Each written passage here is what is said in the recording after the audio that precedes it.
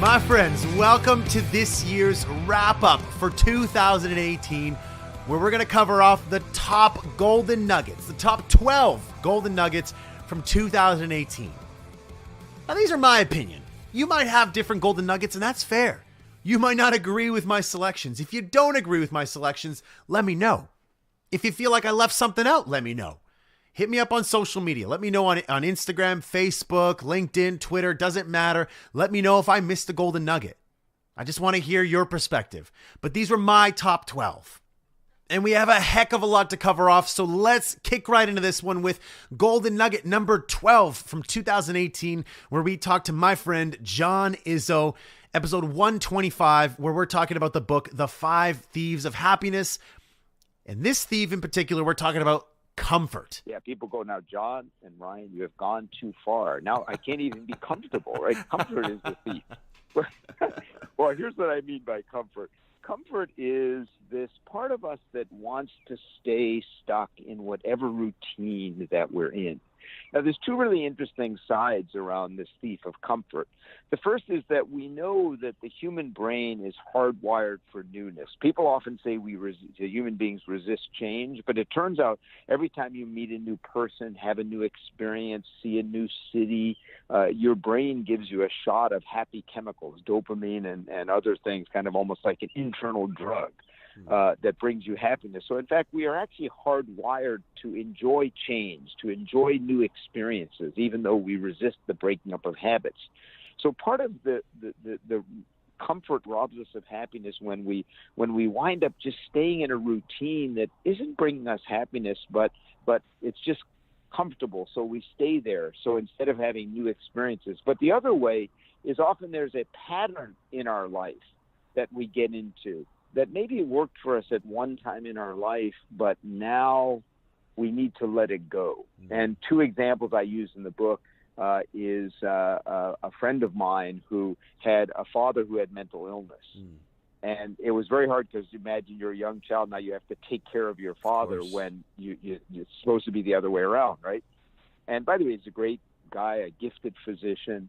But now whenever somebody needs him too much, a friend or something, he kind of turns the knob off, right? Because he's very sensitive to people needing too much from him. But the interesting thing is that worked for him as a young person because his father shouldn't have needed all that stuff from him, right? He needed his father to be there for him.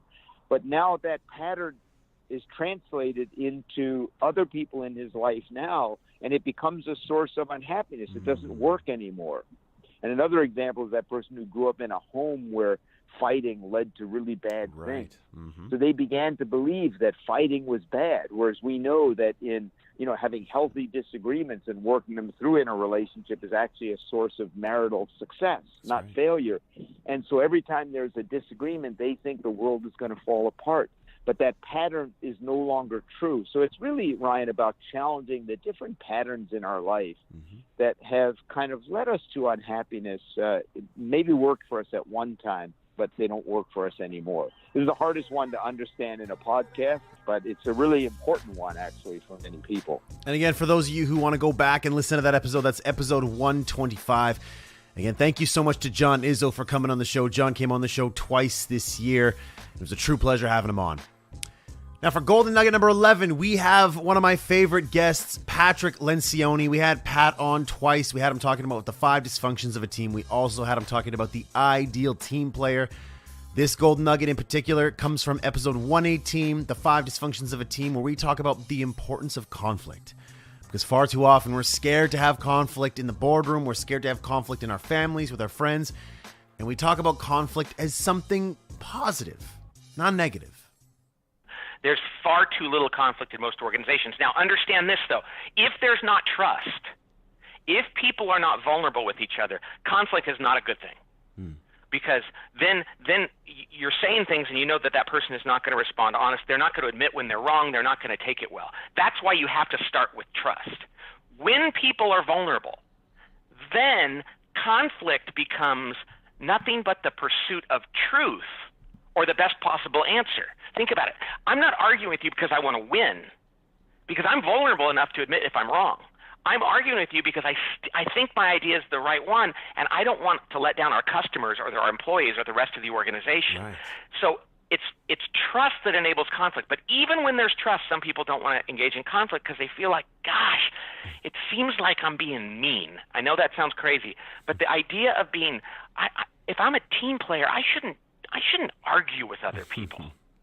And it's just not the way it is. And we know this in our marriages. In the best marriages, people argue because they care about their family. And at the end of the argument, people go, okay, that was good. We made a better decision as a result of that. But we don't do it enough in our organizations because we're afraid that people are going to falsely accuse us of not being a team player, when in reality, challenging people around their ideas is necessary to be a great team player. Now, we do have to understand that conflict is going to look different from one culture to another. Every company, every culture, every family is going to be a little different. You go to Japan and you act like an Italian, and they're going to throw you out of the room. That's right. You know, I'm Italian and Irish, American. And so in Japan, if you disagree with somebody really strongly, you nod your head and you say, yes, yes. And then you suck through your teeth. That's how you know somebody in Japan is really disagreeing with you. Interesting. Of course, in Italy, they're going to give you a hand signal that's going to look like something else. And that just means, hey, I don't think this is the greatest idea. And I love, because you're Canadian, I love when I talk to Canadians, because they're all like, why do you call it conflict? Can't we just call it constructive disagreement? And I'm like, no, you Canadians, it's conflict. Embrace it. We're so nice. Because, they're so nice. Yeah. And it's okay to be nice. It's okay to be nice, whether you're Japanese, Italian, Canadian. The question is this: are people on your team holding back? They cannot do that.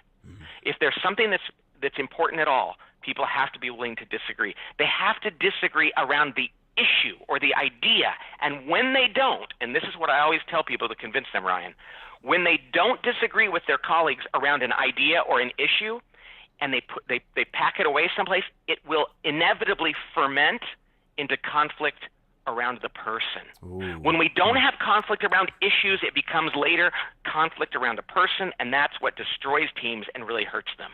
Because I can go back in my mind right now and think of examples where, a person was made to be, the scapegoat. Oh, this person was the one that screwed it up. And why was it? We didn't have enough conflict on the team. There was enough conflict around certain issues, certain debates, and it was just very laissez-faire kind of attitude where we're just going to let this one go through and see what happens. And if it failed, it was that person's fault. It was that person's fault. They screwed it up. It's like, hold on a second. No, it wasn't my fault. We were all there. Yeah. We were all at that meeting. And nobody ever goes, man, I'm really glad we didn't have conflict. It didn't go well, but it's better than having a difficult conversation at the meeting when we planned this. And by the way, Ryan, the process of building trust, you talk about things like, how'd you grow up and what's your personality and how does God wire you differently than me? So you realize some people are more geared toward, animated conflict, some people aren't, and you find your level as a team. Yeah. And I'll realize, I have a person on my team who never saw their parents argue. They're an ISFJ. And I'll go, that's a Myers-Briggs term, and I'll think, okay, I need to draw them out. I can't expect them to jump up on the desk and scream at me when they disagree. That's right. So I know that, and we trust each other, and we get each other, and I can say, okay, Tracy, tell me what you think, because I know you probably don't want to yell at me about this, but you might. And they're like, okay, Pat, I will. Right. So the trust-building process enables us to engage in better conflict. I love that golden nugget. So important, the importance of conflict to make better decisions, to make stronger companies, to build better relationships. But again, don't forget, if you want to have conflict, constructive conflict, positive conflict, you need to have trust at the base. So thank you so much to Pat Lencioni for coming on the show twice in 2018, talking about two of his books. And in 2019, maybe I got to get him back on just because I love talking to the man so much. So thank you so much to Pat for coming on the show in 2018. Now for golden nugget number 10 for 2018, we're going to go all the way back to episode 101. We're going to talk about 18 minutes with Peter Bregman. And in this golden nugget, we talk about the 6-box to-do strategy. Yeah, so I have a 6-box to-do list. And the idea is I take a piece of paper and I break it up into 6 boxes. And, you could do one more box or one less box. But I identify at the beginning of the year 5 areas of focus. Right? These are the 5 areas that I most want to spend my time on for the year. Right? This is where these aren't goals necessarily, but they are, like I already identified 3 of them, right? One of them is selling and really getting our work out there in the world. A second is developing an amazing team that's capable of delivering and that's engaged and passionate.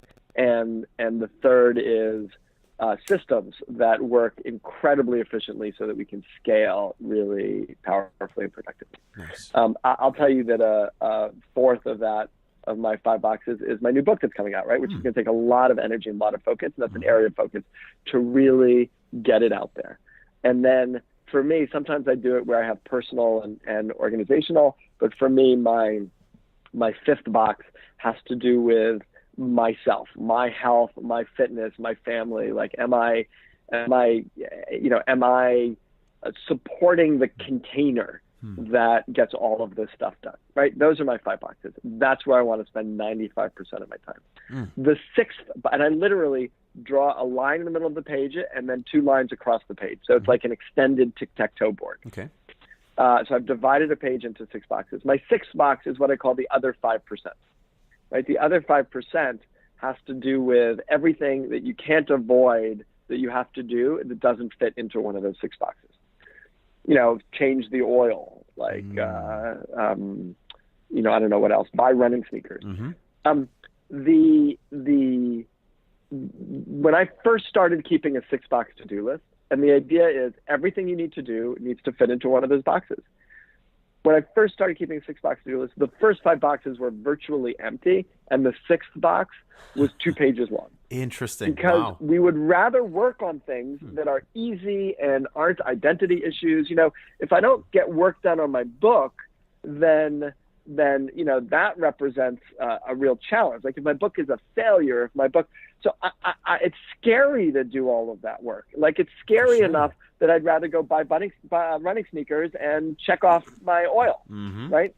I'll change my oil and check that off the list, because those things are easy to check off the list. I know I can do it. I'll feel accomplished. But it's why so many of us finish an entire day having worked nonstop very, very hard, and yet not having achieved our most important work. Wow. Right? Because our most important work is scary, and failure in it represents, deep issues of identity and value, and I don't know, it's a lot to do, and it's challenging, and we tend to get distracted and not go back to our most challenging work. And so I'd rather buy running sneakers. Yeah, no kidding. And so after a couple of days of keeping a 6-box to-do list, everything changed, because I was like, I'm not moving forward in the things that are most important to me. So now, about it today, I've got to look at my 6 boxes, and I've got to say, what goes into the category of selling? What goes into the category of taking care of the workers that we have, the staff, the brilliant coaches, the people who are going to be delivering everything? What goes into creating systems? What goes into taking care of myself? What goes into my book? That's a great tool. And by the way, it's not done there. It's not done yet, but that's a very, very important first step. And then you start to get rid of stuff that's in the other 5%. You want to spend 95% of your time focused on those 5 areas. Now, that's such an important takeaway, especially at this point of the year. Again, there's nothing wrong with New Year's resolutions. Everybody wants to knock people who create New Year's resolutions. Don't knock the resolution. Knock your non-commitment to your resolution. That's what you should be hating on. This is such a great takeaway, and I know a lot of you continue to use your 6-box to-do list because you told me that you do. And I myself use my 6-box to-do list. So I'm going to continue using it into 2019 because it helps me focus. If I want to get more done, if I want to feel more accomplished, I want to make more progress, I got to make focus. And the best way for me to focus, it's a great tool, the 6-box to-do list. So thank you so much to Peter. Actually, thank Peter for coming on the show a little later, because we have Peter coming on again for another Golden Nugget. He makes the top 10 for the Golden Nuggets. So we'll talk about that one in a little bit. But the next Golden Nugget we have coming up, this one's Golden Nugget number 9 for the year. And it comes from episode 113, Getting Things Done with David Allen. And I love this Golden Nugget because far too many of us, we just like to hold information in our head. And we say, no, we never forget stuff. I have a great memory. Listen, I get it. You got a great memory, but you're doing yourself a disservice. So in this Golden Nugget, David Allen talks about the importance of getting stuff out of your brain and capturing it on paper. Well, your brain's actually evolved over however many millennia that our brains evolved to do something very brilliantly to keep you alive, basically, in the jungle or the savannah or the desert. And that is using long-term memory and pattern recognition. So you walk out and you say, well, that's a tiger coming toward me, or there's a thunderstorm over there, or there are berries in that bush, or there's a snake over there. Wow, my kid's crying. And your brain does that brilliantly. It does it in the present tense. That's what everybody's doing right now. So the brain is brilliant at that. However, you go to the store for lemons and you come back with 6 things and no lemons. What happened? What happened was you tried to use your brain as your office, and your brain is a crappy office. You want to say cut the crap. It's just called, hey, guys, get out of your head, would you please? Your head is a terrible place. As a matter of fact, the new cognitive science research has basically validated that the number of things you can keep just in your head and remember and remind yourself about them appropriately and understand the relationships between them appropriately is number 4. That's it. As soon as you add a 5th or a 6th thing that your mind is trying to do, you'll be driven by latest and loudest. Your brain is going to start to become a crappy office, and your thinking, your cognitive process is going to be like a pinball in a bad pinball machine. And you just need to stop doing that. It's very subtle, but it's a mechanical thing. So your brain did not evolve to remember, remind, prioritize, or understand relationships, between more than about 4 things. So the whole idea there is build the external brain. So that's a lot of what my methodology, at least the primary part of the methodology is get this stuff out of your head. Our brains are best used for processing and thinking, not for holding on to information. Such an important point, but yet so many of you out there, like I know so many of you are listening, my sales guys and gals out there, my marketing guys and gals, my product development guys and gals, all you people that I coach, so many of you take pride in your ability to hold on to information. Listen, don't hold on to information. I tell you this all the time. Write it down, make it prisoner on paper, and free up your mind to think, to process. Make it lighter on yourself. It's so much easier that way. But this was such a great takeaway, and I always remember this. When I find myself getting overwhelmed, it's because I have too much in my brain, and I need to get it down on paper. Make that a priority in 2019. So thank you so much to David Allen for coming on the podcast. It was a true pleasure having him on. The man is so busy and he's such a legend in this industry when it comes to productivity. So have him on the show. It was such an honor. So thank you so much, David. Now, Golden Nugget number 8 for 2018 comes from Dan Pink in episode 100, where we talk about his new book, When: The Scientific Secrets of Perfect Timing. In this Golden Nugget, Dan and I talk about the importance of doing specific tasks at specific parts of the day. So we break the day down into 3 parts. Let's hear what those 3 parts are. Yeah, no, that's an absolutely key point. So what the research shows is that we tend to move through the day in 3 stages. There's a peak, a trough, and a rebound. Now, most of us move through the day in that order. So peak in the morning, trough in the early afternoon, and then a rebound late afternoon and early evening. And what the research shows is that we're better at certain types of just as you say, Ryan, certain types of tasks at different times of day. So let's take the peak, which again for most of us is the morning. For people who are night owls, it goes in the reverse order. So their peak is is much later in the day. But in our peak, we're better at doing analytic work. Now, what is analytic work? Analytic work is work that requires vigilance, focus, heads down, locked in, eliminate distractions. You're writing a legal brief. You're auditing a financial statement. You are bashing out some important lines of code. For that kind of, we do that work better in our peak because we're more vigilant. We can keep out distractions. Now, during the trough, which for almost all of us is the early afternoon, the trough isn't good for very much. Our performance, our mood dips considerably. So in that period, we're better off doing our administrative work, answering routine emails or filing or doing all the kind of garbage that seems to collect in a day. The third stage, the recovery period, is actually a really interesting period because our mood is higher than during the trough, but we're less vigilant than during the peak. And that combination is actually really interesting.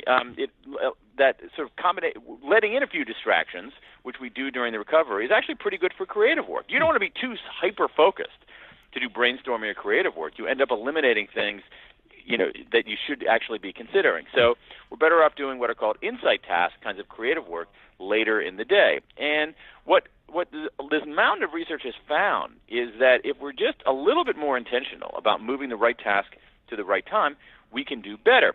time of day explains about 20% of the variance in how human beings perform on cognitive tasks, the kinds of things that we do on the job.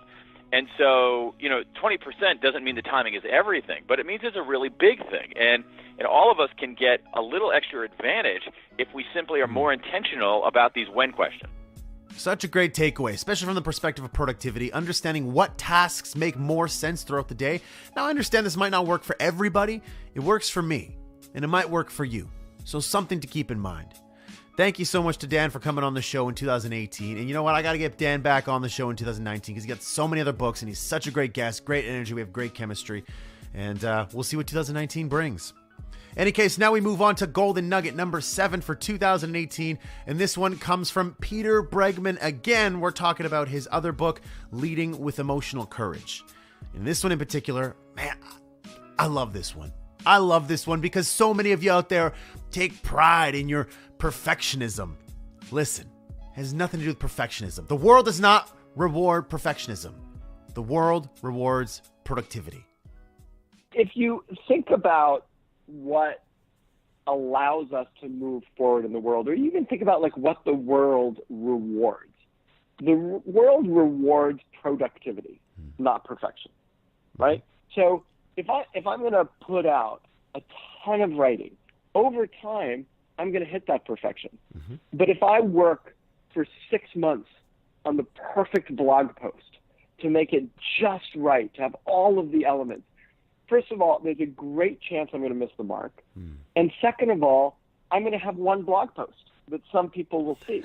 As opposed to if I write a blog post, every week or even every day, I'm going to have 50 or 100 blog posts. That's right. And so, and in the process of doing all of that work, right, in the process of doing those 50 or 100 blog posts, my 101st blog post is going to be way better than the one blog post that I've spent 6 months to craft.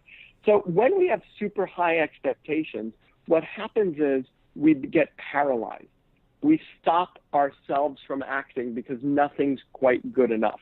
Everything has to be perfect. And there's a lot of really interesting research about being satisfied, like enoughness, right? And I had to learn this as a parent. You can't be the perfect parent. I mean, it's just impossible. So you have to settle for good enough. And it turns out good enough parenting is actually pretty good. But if you're too afraid to be only a good enough parent, then you get stricter, and then you have really high expectations of your children, and then they rebel, and et cetera, and it all backfires. Just the same way that sort of pursuing perfection in a piece of work does. And I really learned this when I was trying to buy a bicycle, and I talk about this in the book, and I got really frozen around the color, which is insane. It's just, in the end, how much does it actually matter? But I perseverated and I went back and forth and it sucked up so much time and so much energy and so much focus.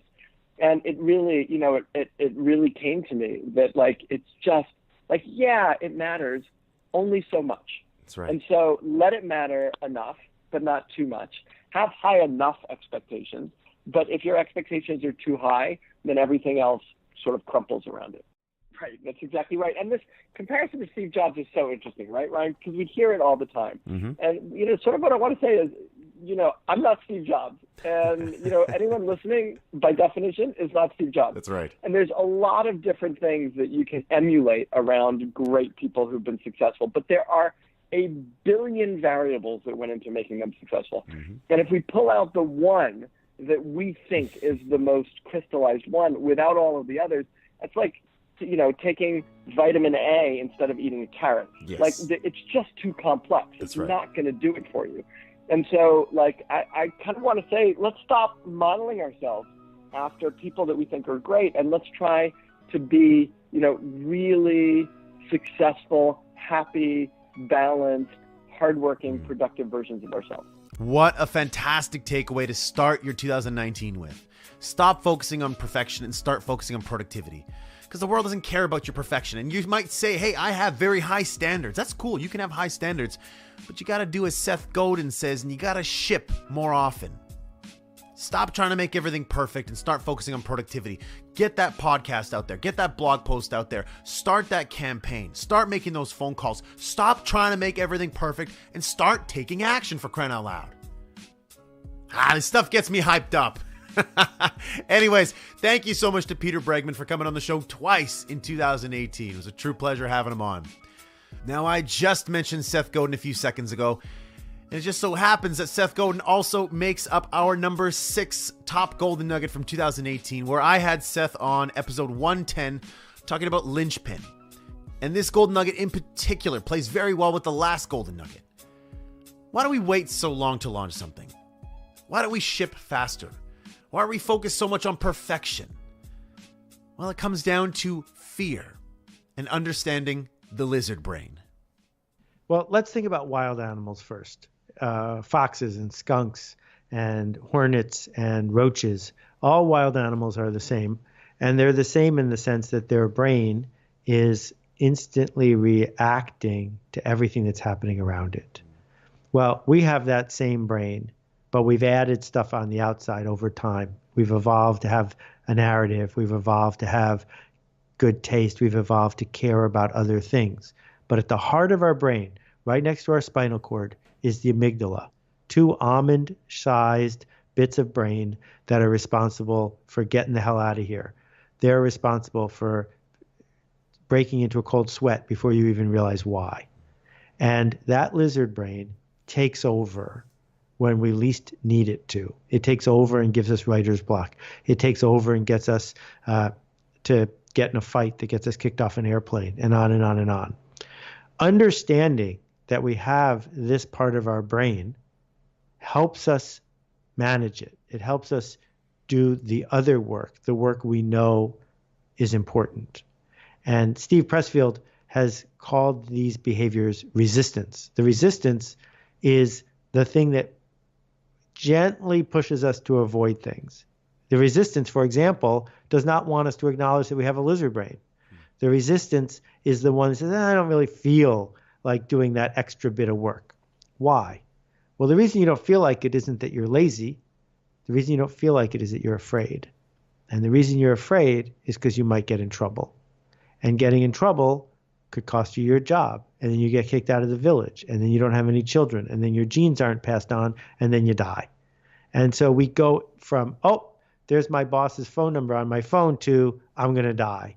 And our brain can do that in 2 quick jumps.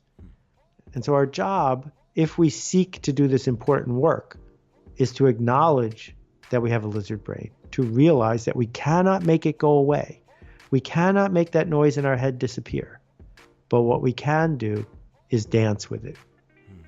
Learning to dance with your fear, dancing with the lizard brain, that is so important because you're going to do stuff that scares you.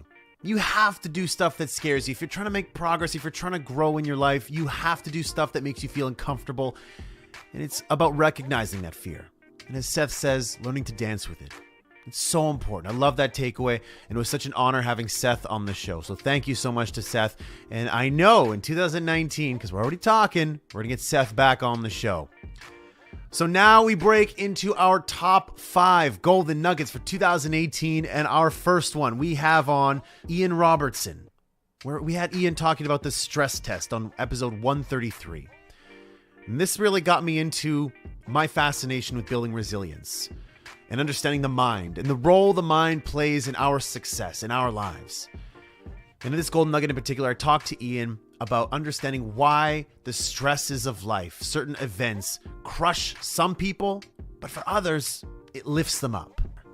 Well, one of the differences is that what people attribute their emotional response to. Some people who see themselves as their emotions as being caused by something they've inherited, by something fixed in them, if they see themselves becoming very emotionally disturbed as a result of something tough happening to them, they can take that as evidence of something fundamental happening to them rather than as being a transitory state that can be changed. So there's first of all, there's a kind of fatalism that people can have what's called a fixed mindset. In Carol Dweck's words, a fixed mindset as opposed to a change mindset, a belief that if they're having a bad emotional time, this is caused by processes out of their control rather than in their control. So a second thing is related to that is a fear of fear, and being depressed about depression, where you you run away from these symptoms of anxiety, which are pervasive and unavoidable in life, but you see them as a symptom of something rather than as a natural response to a tough situation. And if you can reconceive of them as being a form of energy, if you like, that you can harness to try and cope with the situation, as a challenge, if you like, rather than as a threat, then if you can get that challenge mindset, you will actually manage to use this non-specific energy, which is what you see. The symptoms of anxiety are almost identical to the bodily symptoms of excitement and of anger. So these emotions are all the same in terms of their physiological manifestation, and they only become the different emotions by the labels we put on them, how we think about them.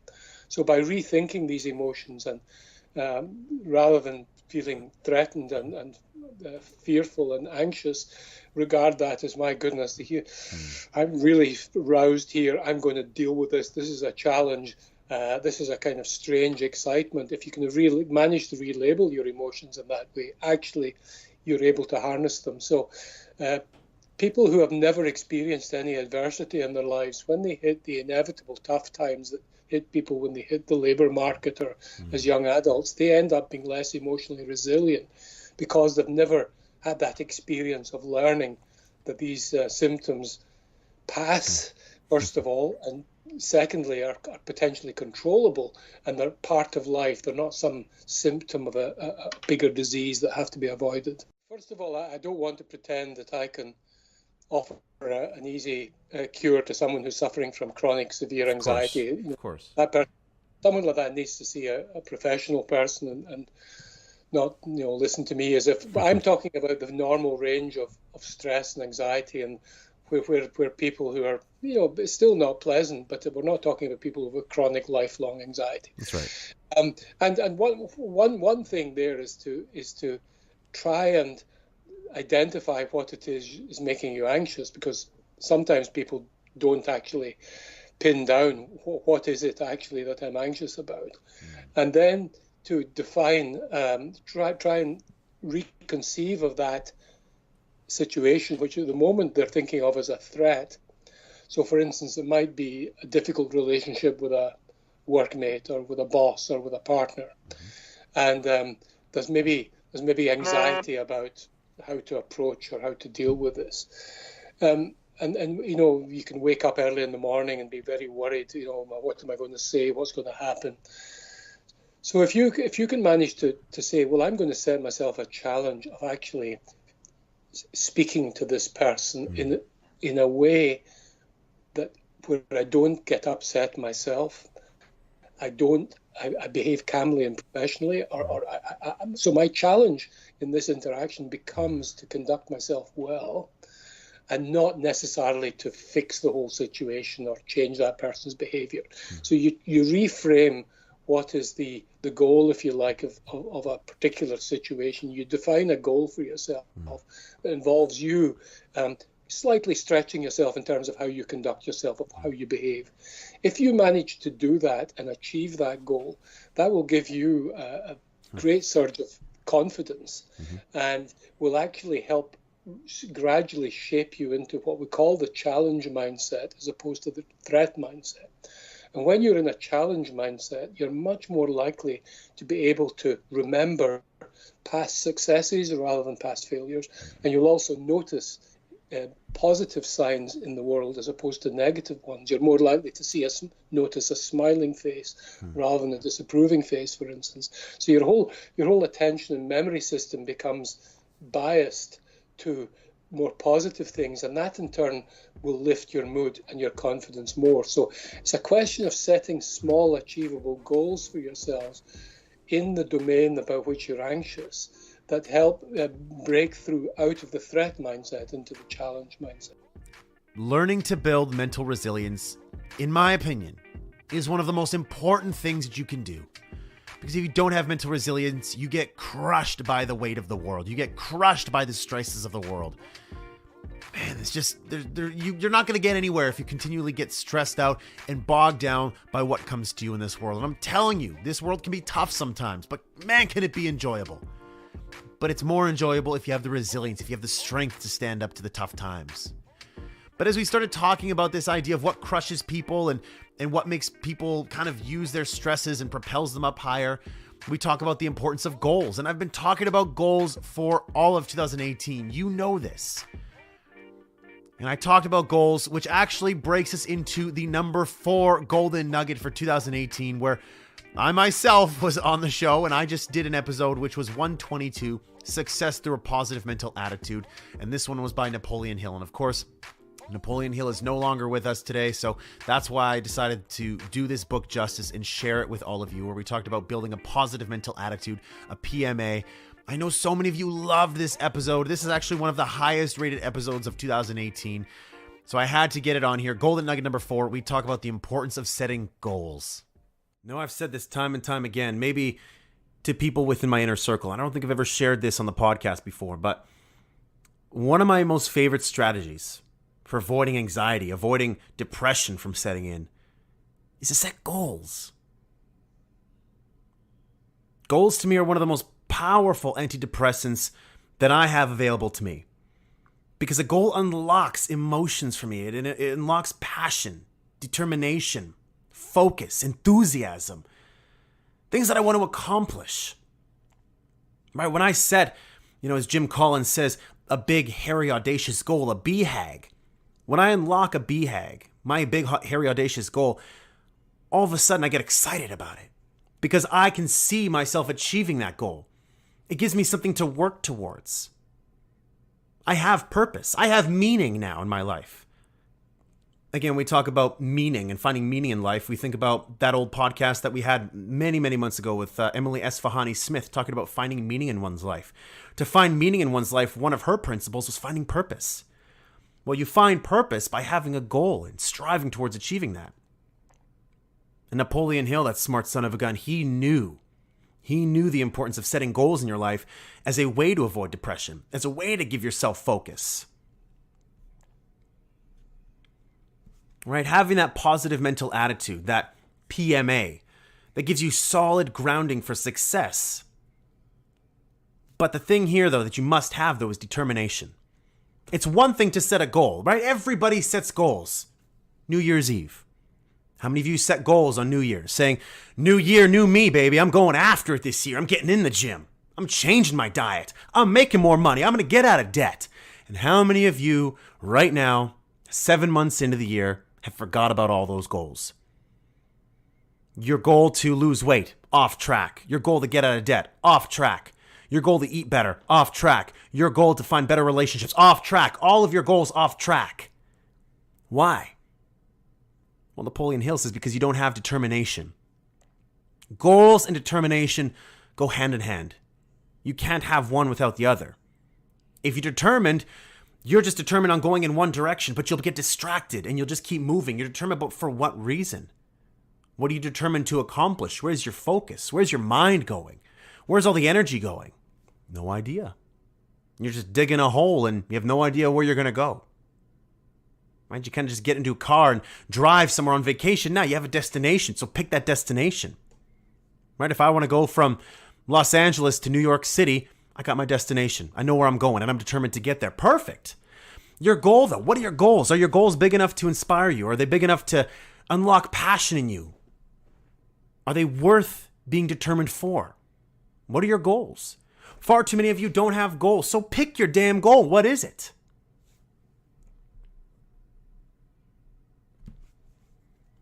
Now, I'm a big fan for having really, really big goals. But you know what, though? If you have a really big goal, sometimes you can be very determined and it could screw you over, actually.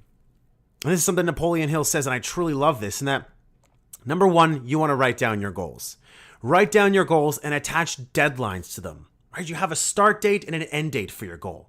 So if I want to lose 20 pounds, January 1st, 2018, I set my goal to lose X amount of weight by July 1st, 2018. Right? That's your goal. Set your goal, pick a timeline. Now, the next thing here, though, is that if you have a particularly challenging goal, this is what I love when Hill says this. He says if you have a particularly challenging goal, you need to break your goal down into smaller chunks. Smaller goals. so that you can achieve in the next week or in the next month to build up to that end goal. You build momentum. You start to realize small steps, small baby steps to success. So if I have a 7-month goal in January 1st, 2018, my end date's July 1st, 2018, I might say after my first month, my first goal would be going to the gym 20 days out of 30. Hey, I succeeded in my first goal. Awesome, I made progress. Let's go to my next one. Maybe your next one is to lose 5 pounds by month 2.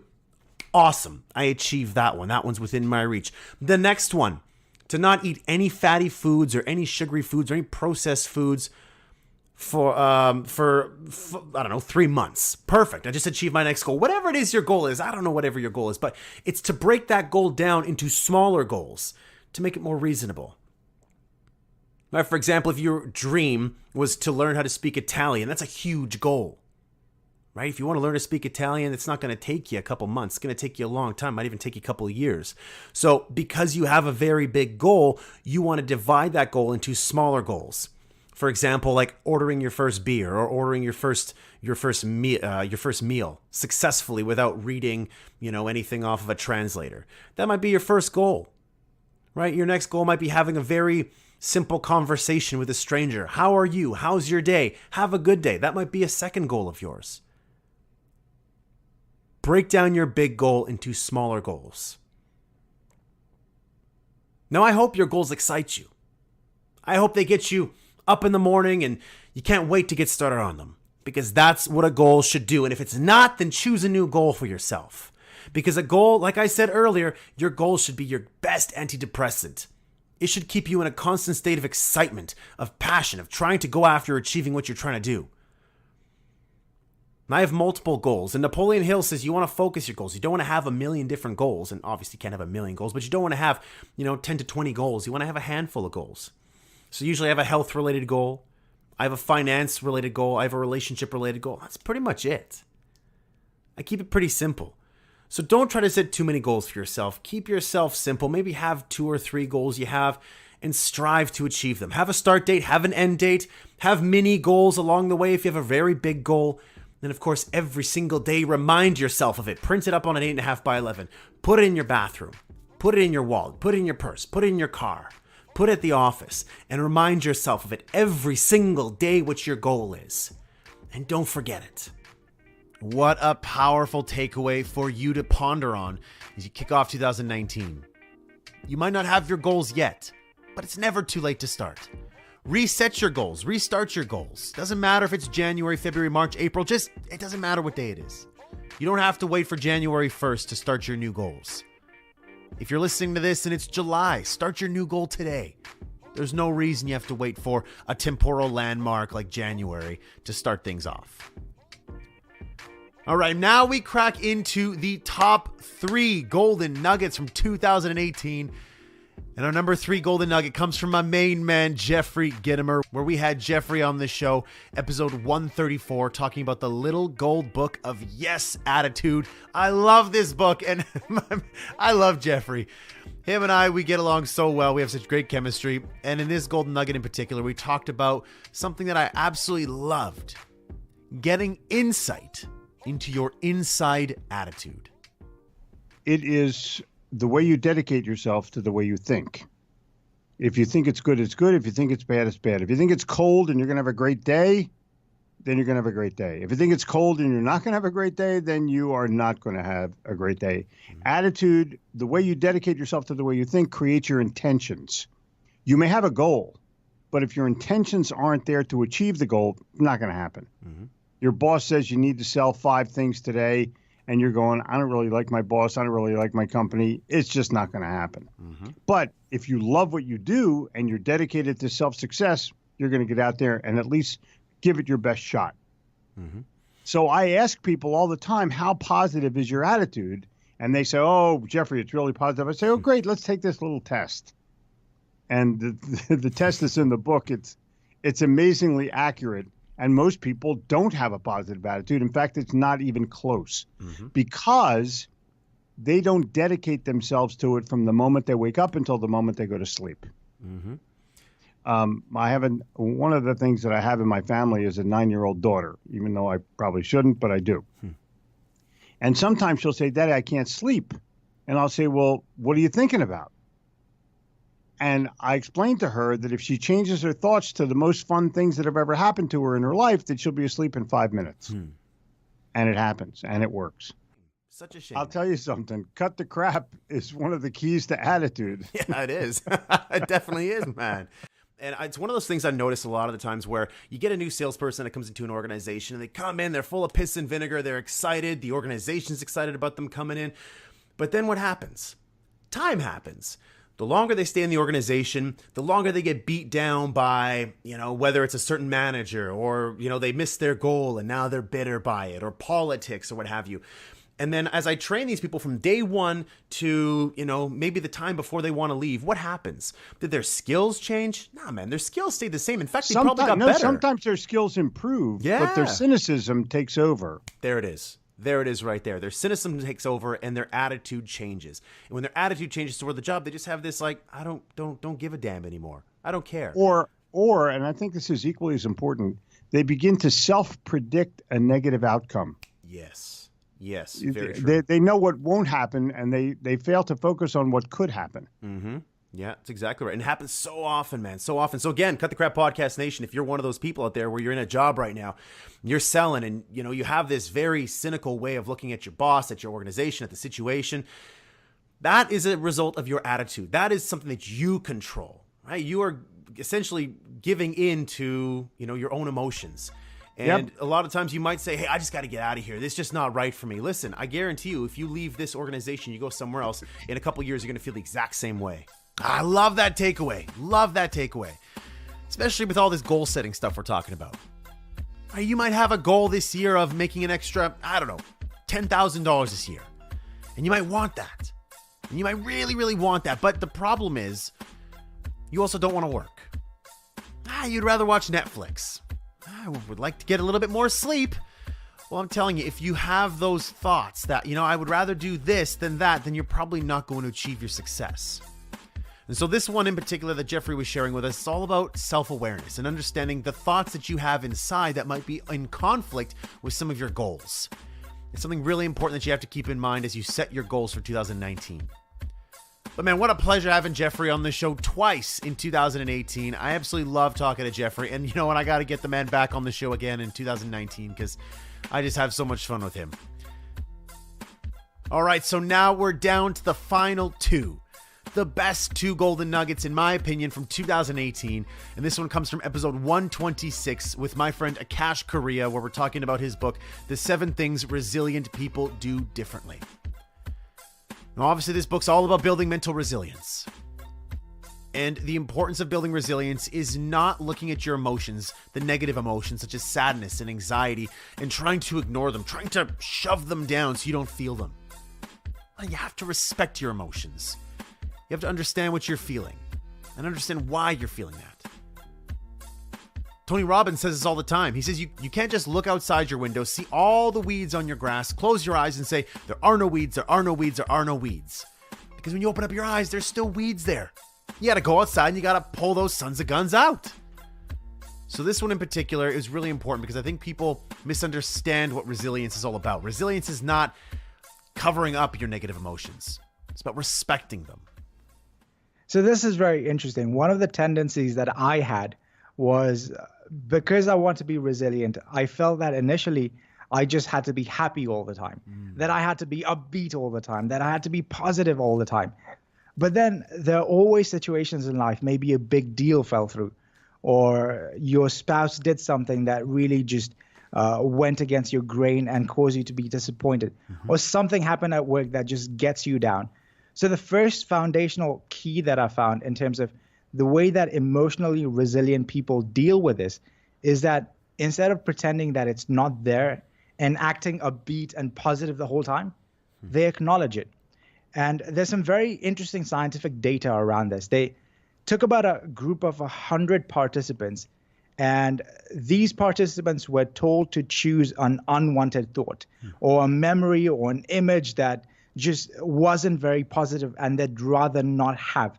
And they were told to suppress that negative thought for about 5 minutes. So it was go ahead, suppress this feeling, suppress this thought, suppress this image that you don't want. Then these participants go off and they go to sleep. Now, do you know what happens, Ryan? Something very interesting happens. When these participants go to sleep, the ones who had to suppress these thoughts actually dreamt about it more than those who didn't suppress the thought. Wow. So the more you suppress a certain feeling, a certain memory, the more likely it is to pop up. A very good example of this is if I said to you, don't think of an elephant. Thinking of the elephant right now. Exactly. In order for you to not think of it, your brain has to actually take that word and take what it means and transfer it and then create the negative of it. So the first thing is, whatever you're feeling at that moment in time, just acknowledge it. The second part of this is you then need to realize who's responsible for this.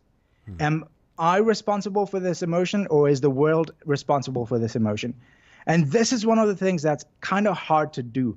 And I struggle with this, and I come from this not from the perspective of an expert, but from the perspective of a student who's still learning these things and trying to implement them in my life. So the second thing is, who's responsible for this emotion that you're feeling? If you're feeling disappointed, is it the world that has made you disappointed, or is it you creating a certain movie in your head that's causing you to be disappointed? If you're feeling angry, did the world hand you an object that is angry, that is causing you to be angry, or did you within yourself imagine something that is now creating the anger within you? And when I looked at it, I realized that emotion is not a tangible thing that the world gives you. Emotion is something that we, through our thoughts, through the way that we interpret certain things, through the way that we focus on something, it's something that we create internally. So accept what you're feeling, whatever that may be, and then take responsibility for it, that you are the one who has created this emotion, and it is now up to you to change that emotion should you so desire. So Viktor Frankl was part of, so he was in Germany, and in about September 1942, if I remember correctly, he was transported to a Nazi concentration camp. And when he was taken into this concentration camp, they separated him from his family. They took all of his belongings, his clothes, his wedding ring. And he'd been working on this one book that was his life's work. And they took that book and they tore it up in front of him just because they could. And he was treated to absolutely inhumane circumstances. The Nazi concentration camps were probably the most difficult, brutal, emotional torture that a person can go through. And I visited Auschwitz when I was in Poland, and just being in that space, just being in that concentration camp, you could feel the heaviness and you could feel the sadness in that place. So the reason that I bring up Viktor Frankl in the book is because Viktor Frankl wrote a book after he got out of the concentration camp. And the book is called Man's Search for Meaning, one of the most powerful books that I have ever read. It completely changed the way that I look at life. And there's one particular quote that I love that highlights this first habit, and that is, Viktor Frankl says this: the one thing that you can't take away from me is the way that I choose to respond to what you do to me. The last one of freedoms is one's attitude in any given situation. The last one's freedom is choose one's attitude in any given circumstance. So he's in this place where they've taken everything away from him, and he says that the one thing that you can't take away from me is the way that I choose to feel about this and my attitude towards this. As we all strive to build resilience, we need to remember that resilient people, they don't just ignore their emotions, they don't cover it up. Resilient people, they acknowledge their emotions, they accept responsibility for them, and they learn to interpret the positive intentions of their emotions. This was such an important takeaway, and I love the fact that Akash and I could dig deeper into different aspects of resilience so you can understand what resilience is truly about. But as we continue on this show, the Cut the Crap Show in 2019, I'm going to continue to focus even more on resilience. And that show that I said I was launching pretty soon, it's coming up real quick, and it's all focused on building resilience. Because that, to me, is one of the most important things that we could be focusing on in our world. And the most important thing you could teach your kids, your friends, your family, your coworkers, how to be more resilient. And this whole idea of resilience, a big piece to it is the story that you tell yourself. And as we talk about story, that actually breaks us into the top golden nugget for 2018, where we talk to Emily Esfahani Smith on episode 103 about her book, The Power of Meaning. This idea of the power of meaning, it's all about trying to find meaning in life. How do you find meaning in life? If you're asking yourself that question, then go back and listen to the episode. But one of the ways which I found was the most important is the story that you tell yourself. So storytelling. So storytelling was one of the more interesting of the pillars that as I was doing the research. And, when I'm talking about storytelling, I'm not necessarily talking about the stories that immediately come to mind, like, the movies that we see, the television shows, the novels, the fairy tales that we read our children. I'm talking about the story that you tell yourself about who you are, this ongoing narrative in an individual's mind about who they are, what's going on with their lives, why certain things happen, why they are the way they are. And I think that we don't always realize that we have that narrative going on in our minds, and that it's a source of meaning because you're taking these disparate strands of your life and your experiences and you're weaving them together into something coherent. So it's a source of meaning in that way, but it's also a source of meaning in that when you tell that story, you are finding meaning in it, and it could be a positive meaning or negative meaning. So, let's say you're going through a divorce and you tell this story of, I'm a failure. I can't do anything right. I'm a failure in my work. I failed in this marriage, and the reason my husband is leaving me is because I just never had my act together and couldn't, deliver in our marriage and in these other aspects of our lives. So, and maybe those things are true. That you did lose your job, you did whatever, and you do feel like a failure in these different aspects of your life. But you can also choose to tell the story in a different way just by incorporating different material into this story, material that's also true, such as, I failed in my job, I failed in my marriage, my husband doesn't love me anymore, but this, and I'm at the lowest point in my life that I've ever been, but I'm also going to use this as an opportunity to reflect on how I want to move forward and to figure out what direction my life is going to take and how I can grow in the wake of this. So, it's the same set of facts, but it's a slightly different spin on it. And obviously that the interpretation that you're bringing has to be true to who you are and to your circumstances. But, we can bring different interpretations to the same set of circumstances. And it's important to realize that some of the interpretations that we bring can hold us back, and some of them can help us move forward. So, Dan McAdams is a researcher at Northwestern University who studies these stories that we tell ourselves, and he's found that people who tell what he calls contamination stories, or stories that move from good things happening, so my life was really great, and then I got divorced and it became horrible, that those people tend to be more anxious and depressed and believe that their lives are not as meaningful. Whereas people who tell what he calls redemptive stories, stories that move from bad to good, tend to believe that their lives are more meaningful. So a story like, I got a divorce, it was horrible, reached my lowest point, but it helped me grow, and now I discovered things about myself and my strengths that I never knew I had.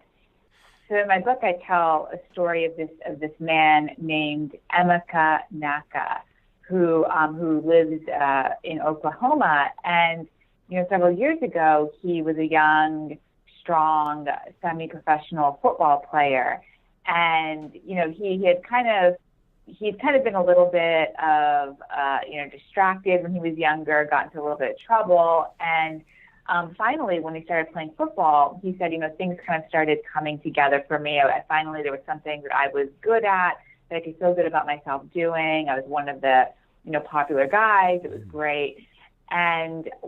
But during one of his games, he he became injured and paralyzed during a hit that he took. And so that was a turning point in his life. And, afterwards, as he was laying in the hospital, he started telling himself the following story. He said, before my injury, my life was really great. I was doing something I was good at. I was, as I said, the life of the party. People liked me. I was popular. I had my whole future in front of me to do whatever I want to. But now I can't walk, and I'm never going to do the things I want to do.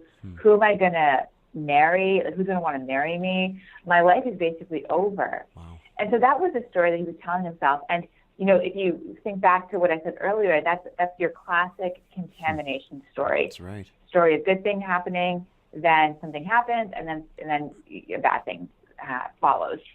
So that was the story that Emeka told himself, and it made him, of course, feel much more depressed about his circumstances.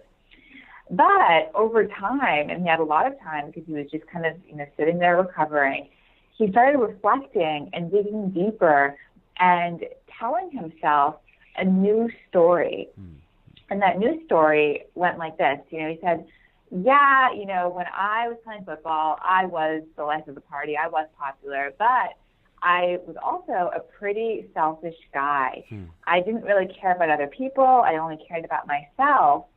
And now that I'm injured, I realize how selfish I was being, how superficial my life was. And I want to be a better man than the person that I was before.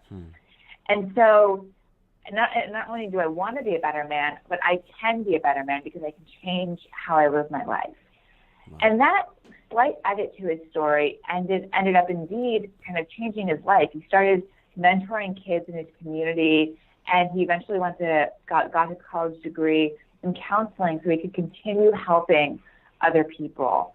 So I think that's a really powerful example. And you don't have to have something crazy and traumatic happen to you like Emeka had in order to shift your perspective. But I think it's a good example of how that shift can happen just by reflecting on your life in a thoughtful, deliberate way. What story are you telling yourself in life? Is your story one of disappointment, where things just always happen to me, bad things they seem to be attracted to me? Or I'm always that type of person where I get up high enough, but then all of a sudden I just come crashing down. I'm somebody who can never grab that golden ring. Or are you telling yourself an empowering story, such as, this is my comeback story? Yes, I've had a lot of failures in my life, but I'm telling you, my comeback story is happening right now. What story are you telling yourself? This is so powerful because it's not about your big life story either. It's about the little stories, the little stuff that happens to you. Of course, I have to finish off the podcast talking about my philosophies, but it's not a setback, it's a set up. What's the story you're telling yourself with that philosophy? Right? When I told you guys that I got hit by a car, my car got hit. I was like, oh, this is terrible. It's awful, blah, blah, blah, blah, blah. What story did I tell myself? I said, this wasn't a bad thing. This was a good thing. It was a positive thing because it's going to keep me alive. It's going to make me more aware, and it's going to help me avoid other accidents. I focused on gratitude. You know what? I'm grateful that this is so small in the grand scheme of things. And the story that I told on a daily basis, on a micro basis, is different from the macro story of your life. But every day we have to tell ourselves a story. You might be working with somebody in the office that you're on break right now and you don't want to go back to the office because this person stresses you out. What story are you telling yourself about that person? Is that person a teacher that's going to make you stronger? Are they going to make you more resilient? Are they going to thicken your skin? Or is that person someone that's going to crush you, ruin your life, ruin your family? What story are you telling yourself? I can't get out of this job. This job is terrible, but you know what? There's nothing better for me out there. There's nothing for me. I better just stay in this deadbeat job, depressed, sad, hating the 9 to 5, another day, another dollar. Or, listen, my comeback story is being written right now. And right now, in my story, I'm the main character in this story. And right now, my main character isn't happy. But you know what? I'm going to start right now with setting a brand new goal. In 2019, I'm building my comeback story, baby. I know it's going to be hard. I know it's going to be tough, but God damn it, I'm going to do it. What story are you telling yourself? Don't forget that you are the main actor in your story. But far too many of us are playing the supporting cast in our own lives, in our own stories. It's time for you to start stepping up. In 2019, I want you to step up. I want you to be more resilient. I want you to set goals. I want you to accomplish them. I want you to focus on productivity, not perfection. I want you to focus on having a positive mental attitude. I want you to quiet the lizard brain. Learn to dance with it. And I just want you to make progress in 2019. Because, man, our days, our months, the years passes by so damn fast. Set aside some time every single day to focus on your 6-box to-do list. Focus on those most important things and just move forward on them. Because I tell you, next year at this time, when we're looking back on the top golden nuggets for 2019, if you take these top golden nuggets and you put them into practice in 2019, when we're looking back, you're going to say, man, I'm so glad I did that because my life is so much better today than it was a year ago. That's my hope. And that's my goal for all of you who are listening to this. So, my friends, it has been a true pleasure having you with me all year. Thank you so much for your attention. Thank you so much for being such fans of the show. Thank you for reaching out to me. I feel so connected to so many of you. I've had so many phone conversations, emails, text exchanges, and I just can't wait to see what 2019 brings to us. My friends, from the bottom of my heart, thank you so much for being on this journey with me. I'm going to continue bringing this energy, enthusiasm, content to you because I know that you need certain pieces of content in your life. And my whole goal is just to plant seeds. I know that not every book is going to be applicable to you, but you know what? There might be one golden nugget in 2018 or in 2019 or 17, 16, doesn't matter. There might be one golden nugget that changes your life. And if it does, then I did my job, baby. I did my job. So as we turn the last page on 2018 and we close the chapter on the Cut the Crap show for 2018, I want to wish you all the best of luck for 2019. I hope you all are very successful. I hope you're aggressive. I hope you're intense. I hope you're positive. I hope you're more resilient in 2019.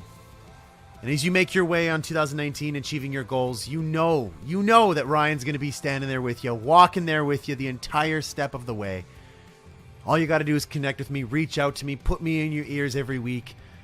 And it's such an honor being on your own journey with you and being a part of that.